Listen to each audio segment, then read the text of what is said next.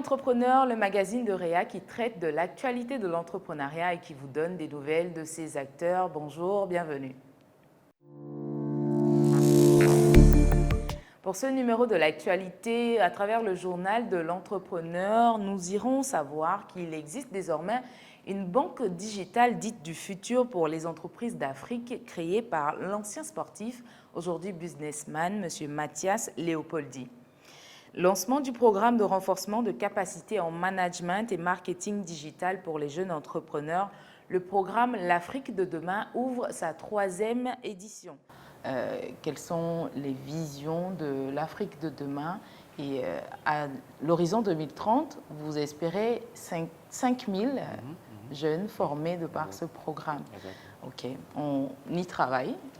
Qu'en est-il pour cette édition 2023? Les attentes et Alors, cette édition 2023, nous espérons faire mieux que les 2 premières éditions. Et nous attendons encore plus de candidatures des Maghrébiens. Parce qu'il faut dire que les 2 premières éditions, nous avons eu des candidatures un peu partout. Mais je pense que c'est uniquement la première édition que nous avons eu 2 candidatures de l'Algérie. Et cette édition, nous espérons qu'ils vont se manifester. Et pourquoi pas des candidatures anglophones également. Maintenant, nous espérons également surtout rassembler les jeunes entrepreneurs ici au Togo parce que les 2 premières éditions, nous ne l'avions pas fait. Les 2 premières éditions sont déroulées exclusivement en ligne. D'accord.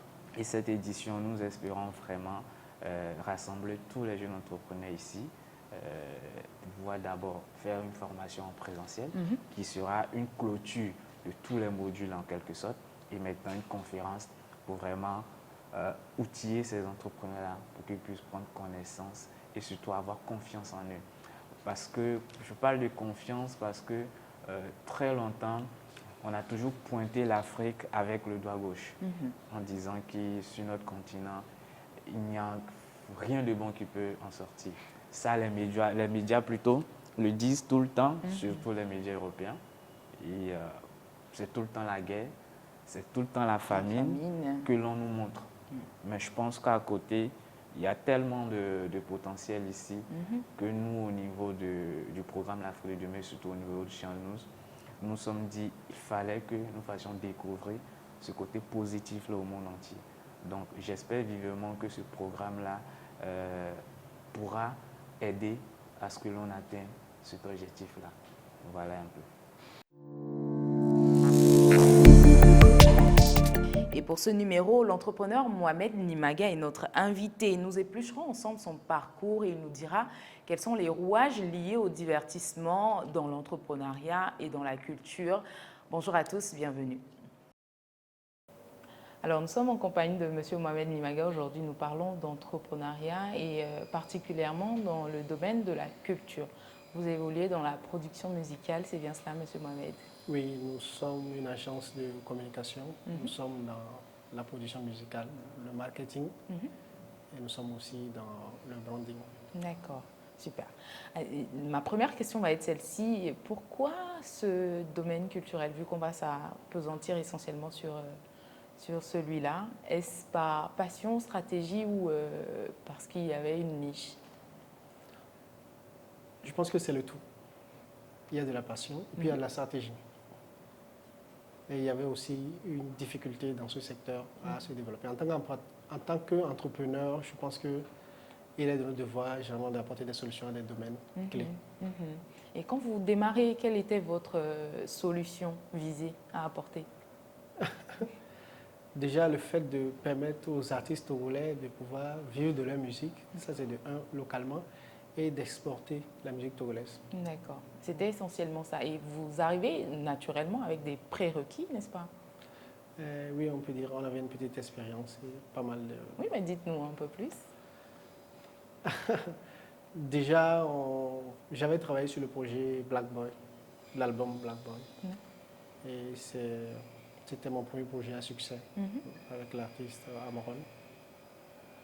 Et avec l'expérience de cette aventure, j'ai mieux appréhendé le projet Centrinos Raphaël que vous connaissez tous. D'accord, super. Et Voilà, vous parlez de l'avant, Centrinos Raphaël, vu que c'est le point phare quand même de votre production jusque-là, on peut le dire. Oui. Et du coup, quelle stratégie vous développez? Parce qu'on peut le dire, le secteur de la production musicale au Togo est très particulier avec ses défis et ses codes revisités à lui. Du coup, quelle stratégie, comment vous prenez pour arriver à vos objectifs? Bon, j'avoue que à la base, je bricole en communication et en marketing. Et puis un peu de branding, donc ce qui est un avantage et ce qui offre aussi plus d'opportunités à ceux qui sont dans le secteur de pouvoir s'en sortir. Sinon, à la base, tout est basé sur la communication, le marketing et le branding. Donc, il n'y a pas une stratégie spéciale, mais nous faisons bien ce qu'il y a à faire en termes de communication, de marketing et de branding. Et c'est sûr que vous vous inspirez forcément ou vous regardez ce qui se fait ailleurs. Et quels sont donc vos repères? Bon, ce qui est un peu spécial chez nous, c'est qu'on s'assure d'être original et authentique, de faire ce qui n'a pas été fait ailleurs. Que nous ne voulons pas reproduire un modèle standard d'un pays ou de ce qui se fait peut-être en Europe ou aux États-Unis, mais on veut créer ou concevoir un nouveau modèle carrément togolais, typiquement qui pourra marcher en Afrique ou un peu partout, avec de nouveaux standards. D'accord, avec de nouveaux standards, ce qui, ma foi, nécessite une étude du marché, de l'environnement. Effectivement. Comment vous l'observez? Qu'est-ce que vous regardez? Ce n'est pas pour entrer dans les secrets des Non, dieux. ne vous inquiétez pas. Mais comment vous y prenez, vous? Est-ce que vous faites un test ou dites-nous? Moi, généralement, j'observe beaucoup et j'analyse. Ce qu'on a remarqué, c'est que, bon, déjà rares sont ceux qui pouvaient pallier études et carrière musicale. Ce que nous avons fait avec le Boris Centrinos, parce que c'était important pour nous. Ce qui crée déjà un autre format d'artistes, des artistes qui sont aussi des intellectuels au fur et à mesure. Et je pense qu'avec ça, nos codes de communication, marketing et branding passent plus facilement. C'est parce qu'on avait remarqué que dans le secteur, beaucoup d'artistes n'avaient pas ce format. Oui. Et ce qui a garanti sûrement aussi le succès. Grand succès qu'on remarque et qu'on apprécie d'ailleurs. Vous parlez beaucoup de communication, de marketing. Est-ce que pour vous, vous pensez que c'est essentiel pour un entrepreneur et ça, tout domaine confondu? Je pense que c'est plus qu'essentiel parce que comment vendre un produit ou mettre en place un système et avoir du succès sans toutefois communiquer dessus ou vendre ça en fait. Le marketing est la partie la plus importante pour tout entrepreneur. C'est que c'est ce qui conditionne le succès en fait. Et la communication est une partie autant essentielle que le marketing aussi. Donc les deux paliers garantissent un succès. Maintenant le branding naturellement ça va avec. C'est là, oui, ça va avec. Mais il y en a qui disent un bon produit n'a pas besoin de se faire exhiber, il se vend tout seul. Qu'est-ce que vous pensez de ça? Mais rien que le fait de le dire déjà, je pense que ça n'a pas de sens. Ça se vend tout seul comment? Qui paye? Qui sait où ça se vend et à combien? Je ne sais pas si on se comprend. C'est que pour pouvoir vendre ça, il faut déjà qu'il y ait une information. Et cette information, c'est de la communication. Pour aller payer ça, c'est du marketing. Donc, du coup, pour vous, la qualité en soi ne serait pas tout?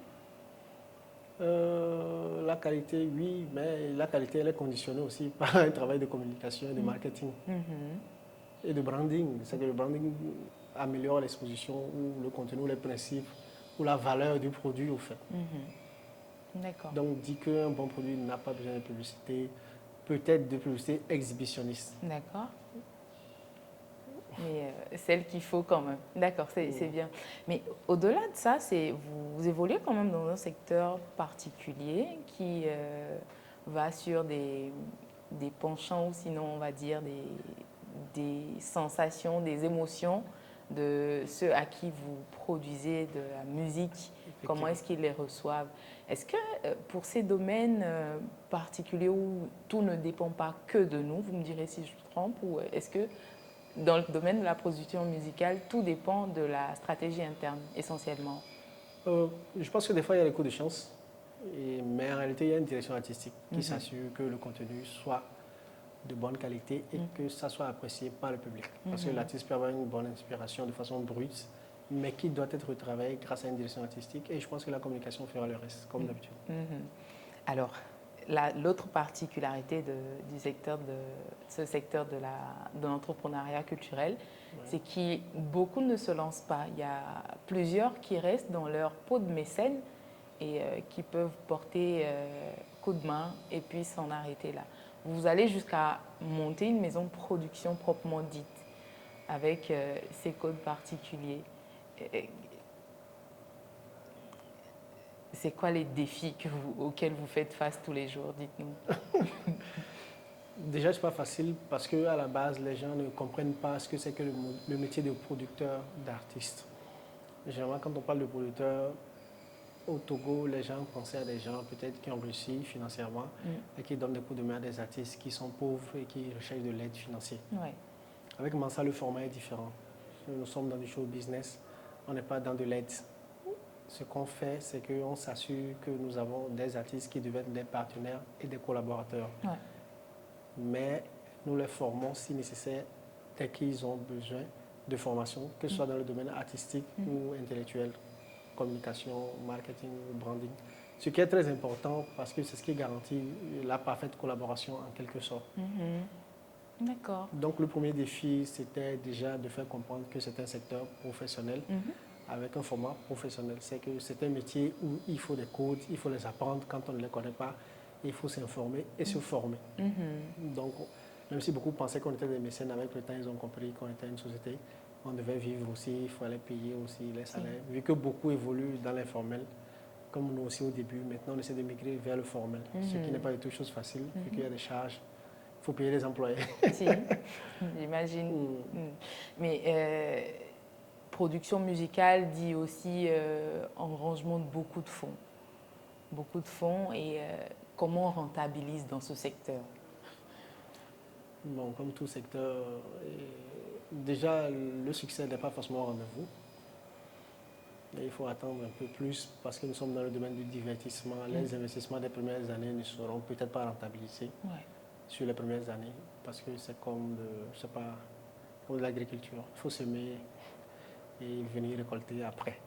Ce n'est pas comme du commerce où tu vends, tu achètes et tu revends. Là, il faut produire, il faut financer, il faut prendre soin du financement et s'assurer à bien alimenter.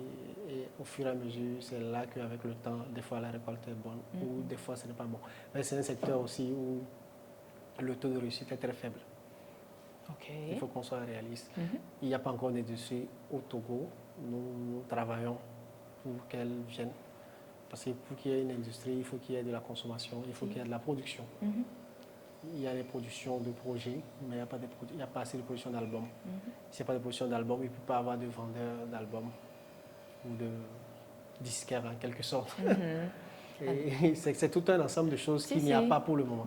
Donc il faut une chaîne de valeur en quelque sorte. C'est ce qui garantit la mise en place effective d'une industrie et on espère qu'elle viendra. Et après ça, dès que l'industrie décolle, ça sera encore plus facile.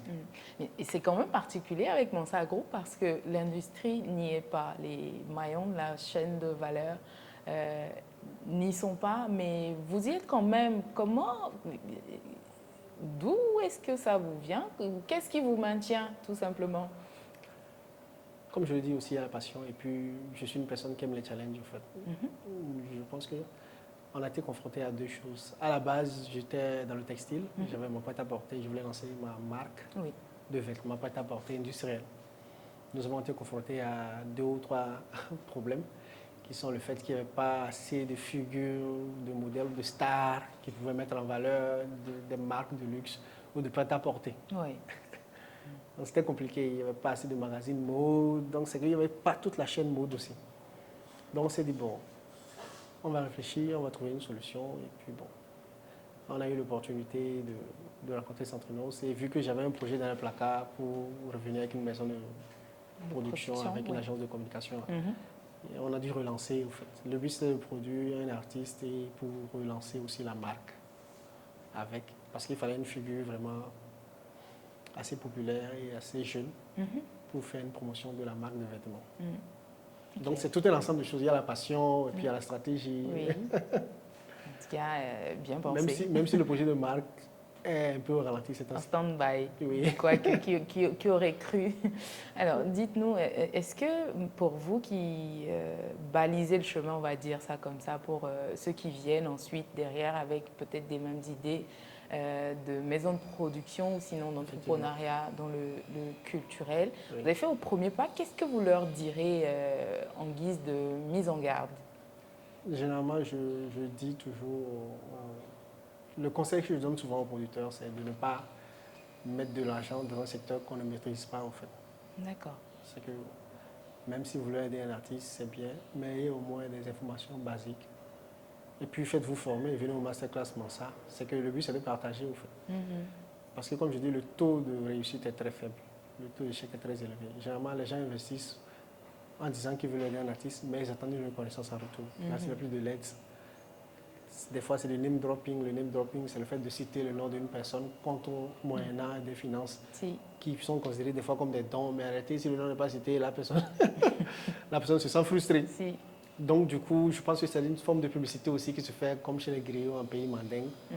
Il y a les nobles et puis il y a les griots. Généralement, quand on donne de l'argent à un griot, il fait ce qu'on appelle souvent les atalakou. Maintenant, ces mécènes, des fois, ont pour ambition de produire ces artistes et de rentabiliser des fois, ou du moins de récupérer l'argent qu'ils ont mis dedans. Ce qui devient compliqué quand il n'y a pas un contrat qui définit à la base le type de collaboration. Quand vous venez pour de l'aide, vous faites de l'aide, vous n'attendez rien en retour. Généralement, quand vous voulez produire, il faut un contrat. C'est que donner de l'argent et après dire qu'on produit que l'artiste est devenu ingrat, ce n'est pas professionnel et ce n'est pas conseillé. On n'a pas besoin d'être un diplômé pour être un producteur d'artiste. Il faut juste avoir un bon sens des affaires. Il n'y a pas une école qui décide de qui est producteur ou qui ne l'est pas. Donc, dès qu'on a les moyens, on a envie d'aider un artiste, on doit savoir si on veut vraiment l'aider ou soit si on veut le produire. Et quand on veut aller sur un plan professionnel, il est important d'avoir un contrat qui définit les termes de la collaboration pour éviter les disputes qu'on a souvent tout le temps à gauche et à droite. Et là, on voit que vous arrivez dans le secteur avec une vision, mais quand même aussi une transformation des choses, en ce sens que on l'a souvent fait, mais sur le tas, et ça ne rentre pas dans les codes.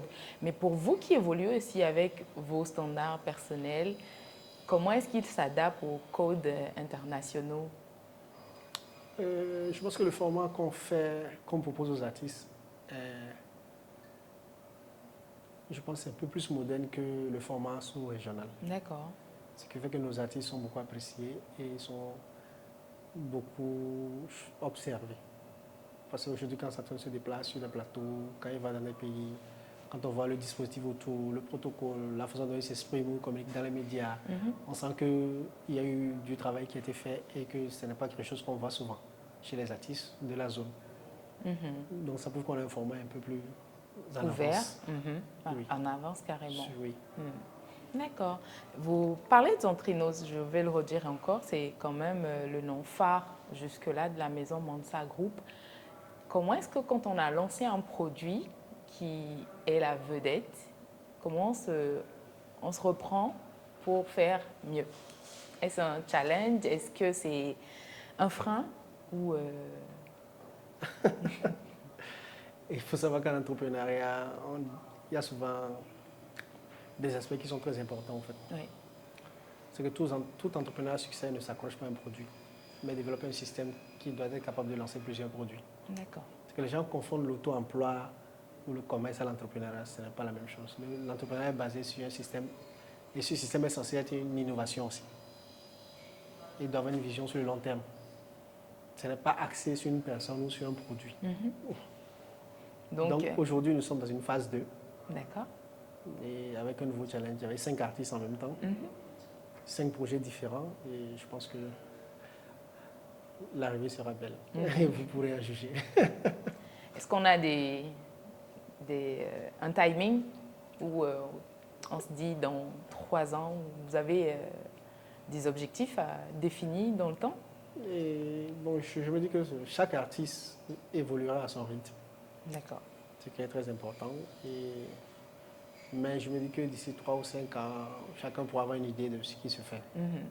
Alors, ceux qui nous regardent ne sont pas forcément que dans le domaine culturel.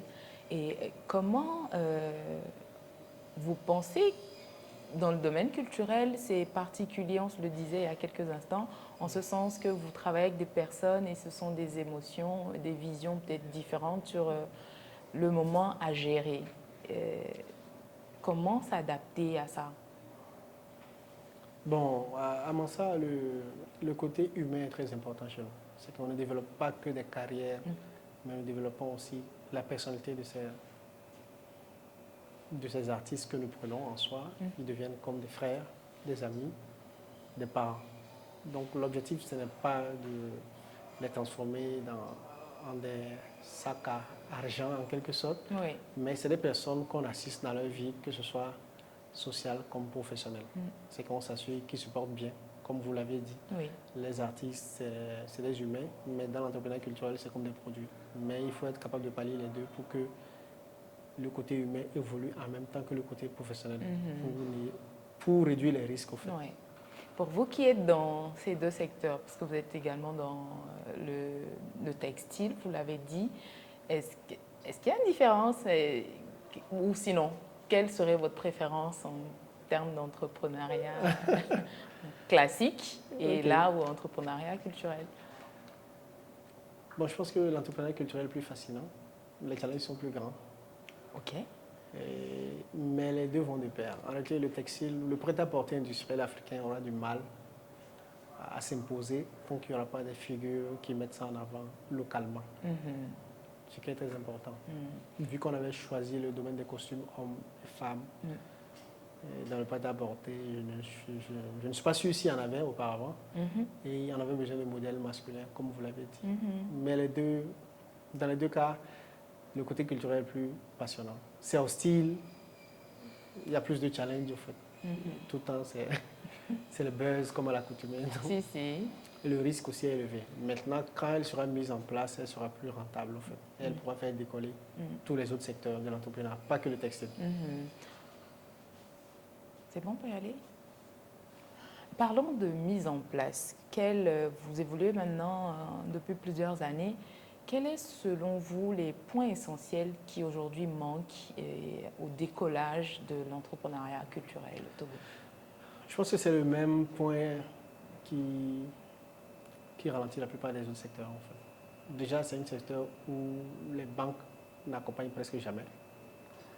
Il n'y a pas de financement pour le secteur, il n'y a pas de business angel, il n'y a pas de financier. Donc, c'est très compliqué niveau finance.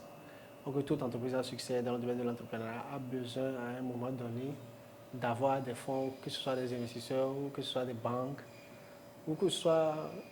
En tout cas, il faut qu'il y ait une source qui puisse garantir déjà la croissance, maintenir la croissance ou faire accélérer les choses, ce qu'il n'y a pas. Essentiellement cela. Oui. Alors, Maintenant, le deuxième point, c'est le marché. OK. C'est qu'aujourd'hui, vous avez la capacité de produire peut-être un artiste à succès, il est populaire, il est aimé, mais gagner de l'argent avec devient tout un procédé. Et c'est tout un problème, en fait. C'est que les gens ne sont pas prêts à payer pour la valeur. Alors que quand ils ne sont pas prêts à payer, on a du mal à rentabiliser aussi. Donc, il n'y a pas le financement. Et puis, par rapport au marché, l'offre, souvent, n'est pas appréciée. Alors, sous d'autres cieux, c'est assez réglementé, même déjà à l'interne. Et comme vous parlez de marché, aujourd'hui, on cite beaucoup le streaming, qui d'ailleurs est une grande partie des entrées des artistes, sinon essentiellement cela, sous d'autres cieux. Sous d'autres cieux, effectivement. Est-ce que vous pensez que chez nous, le public togolais et au-delà africain est aujourd'hui prêt à rentrer dans cette forme-là, c'est-à-dire le streaming et les autres formes de plateformes de rentabilité pour les artistes? En tout cas, tout dépend des stratégies de chaque artiste ou de chaque label. D'accord. Un artiste qui n'a pas de label, jamais je ne le conseille pas d'aller sur le streaming. Parce qu'il faut qu'on soit dans une réalité. À la base, quand vous chantez, vous voulez être connu déjà. Il faut être connu, être aimé avant que les gens payent. Ouais. Ici, les gens déjà ont des problèmes de connexion. Pour aller sur le streaming, déjà, il faut être connecté et il faut être capable de payer. Quand les gens ont la possibilité d'avoir une son gratuitement, ils n'ont pas cette tendance à vouloir la payer. Généralement, le streaming se fait un peu plus à l'international. Oui. Quand vous êtes connu, naturellement, à la diaspora aussi. Et la diaspora, naturellement, va vers le streaming. Mais quand vous n'avez pas encore cette popularité, le streaming, je me dis qu'il faut travailler beaucoup plus sur son audience locale d'abord. Maintenant, quand vous signez chez un label qui a les connexions, qui peut vous trouver des marchés sur la plateforme de streaming, là, vous pouvez y aller. D'accord. Est-ce que ce ne serait pas quand même laisser une partie du marché en berne, en ce sens où soit on ne sera jamais prêt au streaming chez nous? Il faut savoir qu'avant que le streaming ne vienne dans ces pays développés, il y avait le marché des disques. D'accord. Il y a des magasins qui vendent des albums un peu partout. Il y a les maisons d'édition. Oui. Maintenant, c'est sur cette base, parce que les chiffres ont diminué, que les gens ont migré vers le streaming. Ici, nous n'avons pas encore ce marché de disques. Il faut qu'on soit réaliste. Vous en connaissez un? À ma connaissance, non. Non. Donc déjà, on a un problème Oui. sur lequel nous travaillons, qu'on essaie de solutionner. Quand on aura un marché de disques où les gens pourront produire des albums qui pourront être vendus, naturellement, tout le monde va sur le streaming, sur le marché du disque en même temps. D'accord. Mais là, il n'y a pas de marché du disque, on ne vend pas de singles ni d'albums. Chacun se démet pour vendre son album. Même s'il faut faire du porte-à-porte des fois, c'est que les artistes sont obligés de faire. Et sur la plateforme de streaming, c'est la même chose. Déjà, les gens ont du mal à aller sur YouTube. Ce n'est pas sur Spotify ou autre qu'ils vont aller pour payer la chanson. Surtout que sur YouTube, ils ont ça gratuitement. Oui. Maintenant, il y a quelques exceptions où des gens aiment vraiment l'artiste. Ils ont déjà des comptes Spotify ou autres qui paient mensuellement. Naturellement, ils vont l'écouter. Mais de leur plein gré, des élèves et autres, localement, je ne pense pas. D'accord. Vu comme ça, à quel niveau est-ce qu'il faut revoir les choses? C'est-à-dire, est-ce qu'il faut garder un modèle comment je vais dire, d'investissement, de retour sur investissement particulier à nos contrées africaines, de par leurs caractéristiques et leurs particularités, ou il faut amener le public, sinon le marché, à répondre aux codes qui mettent en place un marché proprement dit, un circuit proprement dit? Bon, je pense que c'est aux entrepreneurs culturels de s'organiser, spécialement les producteurs d'artistes. Parce que les producteurs d'artistes ne sont pas connus, sont peu connus, et de deux, ne sont pas souvent entendus. Mais généralement, à chaque fois qu'on parle du secteur culturel, de rares fois, les producteurs d'artistes sont appelés. Souvent, c'est les artistes ou les musiciens. Oui. Mais les entrepreneurs du domaine même, de rares fois, sont écoutés et appelés. Ok, c'est eux qui mettent l'argent, c'est eux qui peuvent organiser le secteur. C'est la première des choses. Et je pense que tant que ça ne sera pas fait, il y aura toujours des complications. Parce que chaque producteur ira à son rythme et avec ses moyens de bord. Et quand c'est comme ça, la vision n'est pas forcément commune. Oui. Il y a d'autres qui pensent à leur sous direct. Il y a d'autres qui pensent à se faire connaître ou à se faire plaisir. Et puis il y a d'autres qui pensent peut-être à mettre en place un truc qui arrange tout le monde. Donc du coup, ça va aller dans tous les sens. Comme ce qui se fait déjà ailleurs. Oui. Je vois que vous êtes beaucoup plus retourné sur vous en qualité de producteur de musique, on va dire comme ça, pas producteur de son, hein, producteur d'artistes, c'est le mot idéal. Est-ce que vous pensez que l'environnement pourrait être beaucoup plus assaini de par l'extérieur? Quand je dis extérieur, je pense à l'État qui crée l'environnement et qui participe également à l'éclosion de celui-ci. Je pense que l'État joue son rôle d'administrateur. Et si l'État peut intervenir sur un environnement clé, c'est au niveau des droits d'auteur. Parce que nous avons remarqué qu'au Togo, les droits d'auteur ont des chiffres vraiment bas par rapport à certains pays. Et que les maisons de droits d'auteur aussi des pays voisins ont une sorte d'avance avec des lois plus modernes, des infrastructures plus modernes, une prise en charge peut-être de l'État. Nous avons eu la chance de discuter avec la Butodra et nous avons été surpris que la plupart de leurs charges ou dépenses sont prises des recettes que la Butodra fait, ce qui n'est pas logique selon moi. Je ne sais pas sur quelle base ou je ne sais pas trop ce qui se passe, mais vu que c'est des fonctionnaires publics, je me prends leur salaire ou toutes les dépenses des recettes. Naturellement, ces recettes sont censées appartenir aux artistes.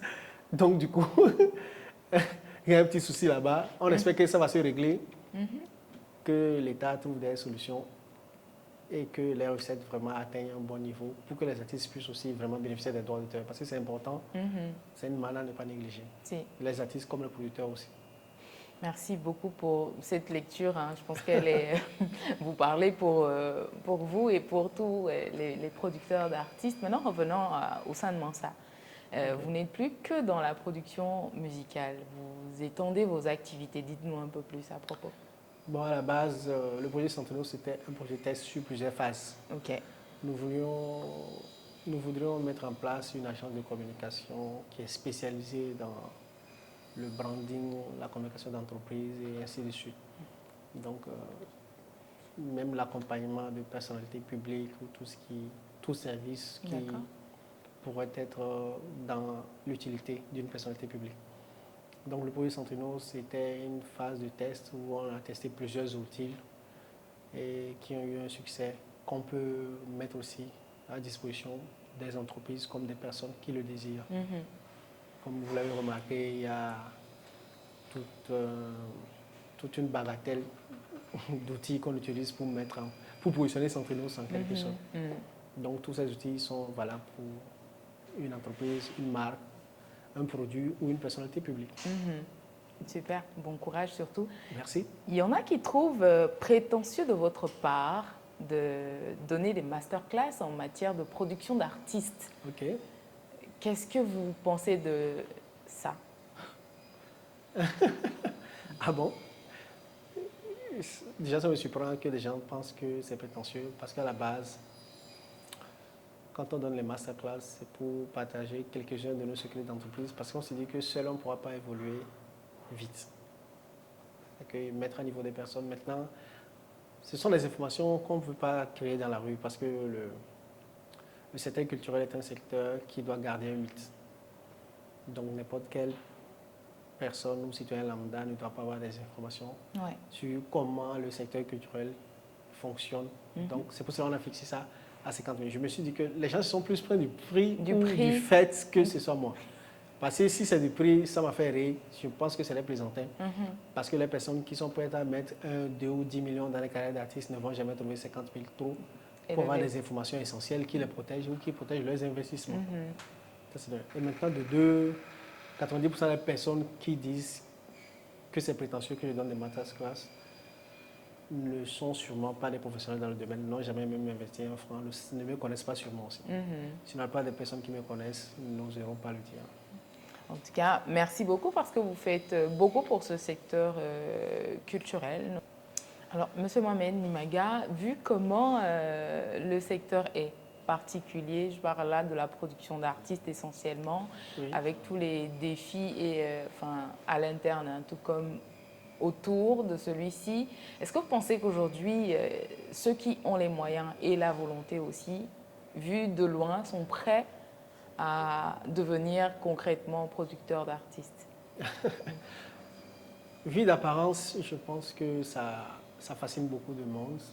Beaucoup de personnes aimeraient qu'on dise qu'ils sont producteurs de tel ou de tel, mais la réalité est un peu différente. Quand on voit le taux d'échec dans le secteur et les sommes qui sont englouties, ça décourage beaucoup de personnes. Mais en tout cas, je conseille souvent aux personnes qui veulent se lancer, spécialement au Togo pour le moment, de ne pas hésiter à nous approcher. Nous faisons des masterclass privées comme publiques qui sont très pertinentes. Ça vous réduit vraiment le taux d'échec et ça sécurise votre investissement. Alors, merci beaucoup parce que personnellement, je pense que vous faites beaucoup pour assainir, sinon réglementer et vous travaillez à créer l'industrie en tant soit peu à votre niveau au sein de l'entrepreneuriat culturel ici au Togo. Quel serait donc votre mot à l'endroit de tous ceux qui aimeraient se lancer dans ce secteur particulièrement? Je vais le répéter encore. N'hésitez pas à nous approcher, venez au masterclass Mansa, que ce soit privé ou public.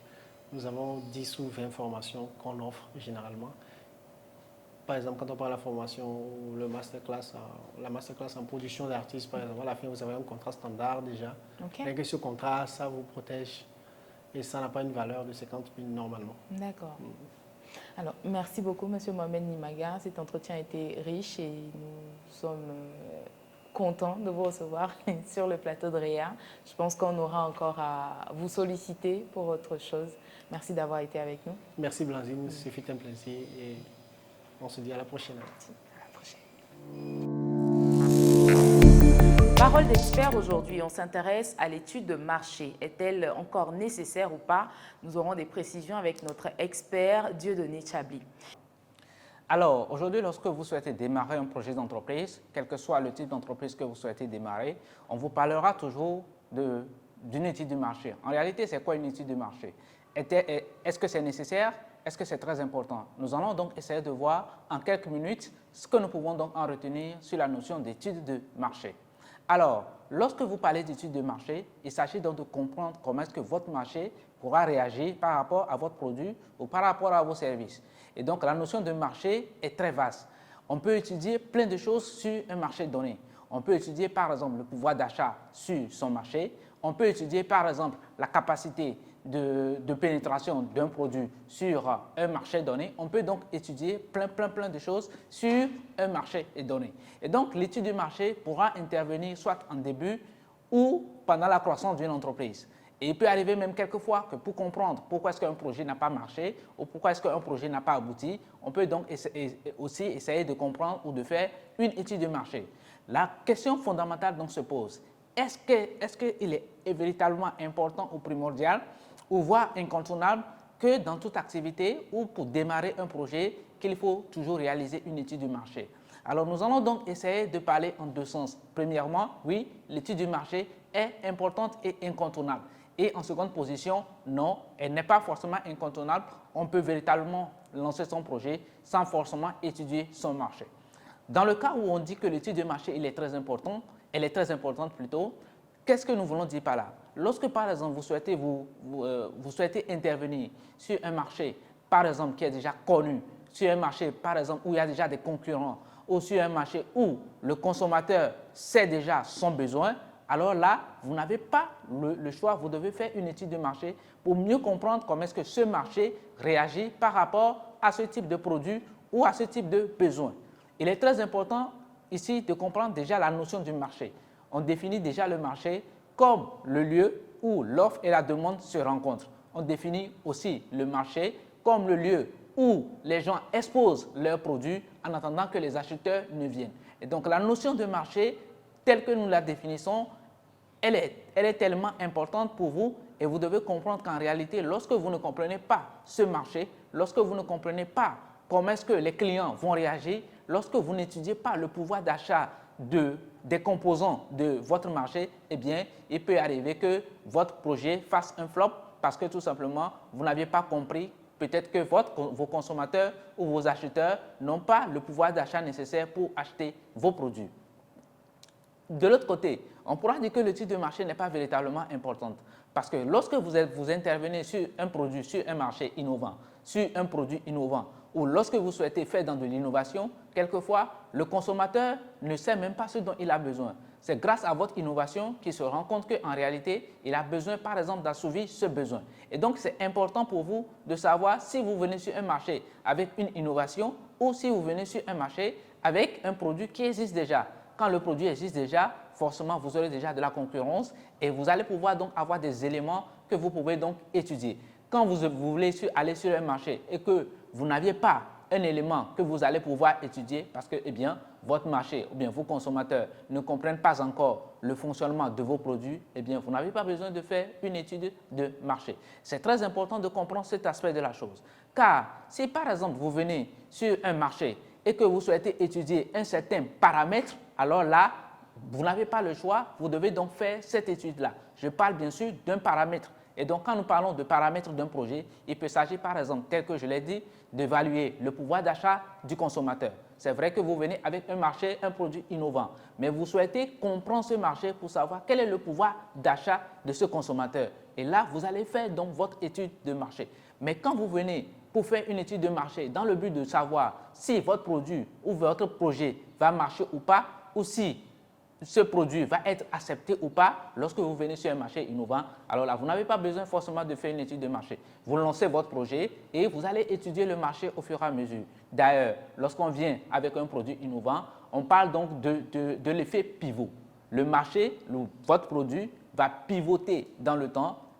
Votre produit va avoir des innovations, votre produit va avoir des modifications, à tel point que le produit que vous aurez présenté au départ à votre consommateur ou à votre potentiel acheteur ne sera pas forcément le même en aval, puisque entre-temps, il y a beaucoup de choses qui se sont ajoutées, il y a beaucoup d'éléments qui se sont ajoutés. Donc concrètement, le consommateur à l'instant T ne pourra pas vous dire si effectivement ce produit il est prêt à le consommer ou pas. Je pense que ce n'est pas l'entrepreneuriat classique parce que ça touche un domaine particulier, ça vise que le culturel, alors que l'entrepreneuriat, c'est vrai que l'entrepreneuriat de façon générale, bon, on peut mettre beaucoup de choses, mais là, le public est déjà ciblé, donc c'est juste la culture. Et bon, voilà, je pense que c'est un peu plus différent de l'entrepreneuriat classique. Je pense que pour entreprendre dans le culturel, il faut d'abord aimer la culture, aimer tout ce qui tourne autour de la culture, l'art, la littérature, la musique, la danse, tout ce qui est beau. Donc je pense que déjà il faut aimer, et me connaissant moi personnellement, puisque j'aime la culture, ça me tenterait, mais il faut d'abord savoir tout ce qui tourne autour, les tenants, les aboutissants du domaine, ce qu'on risque, ce qu'on peut perdre, ce qu'on peut gagner, de savoir tout ça avant de pouvoir entrer véritablement dans le domaine. Alors, je peux dire que ce qui est intriguant, surtout dans notre système économique africain ou togolais, la culture pour le moment, ça ne répond pas vraiment comme peut être le business, bien les autres domaines classiques de l'entrepreneuriat. Donc c'est ce qui dérange un tout petit peu. Je pense que c'est ce qui peut empêcher beaucoup de personnes à pouvoir s'intéresser à la chose de l'entrepreneuriat culturel.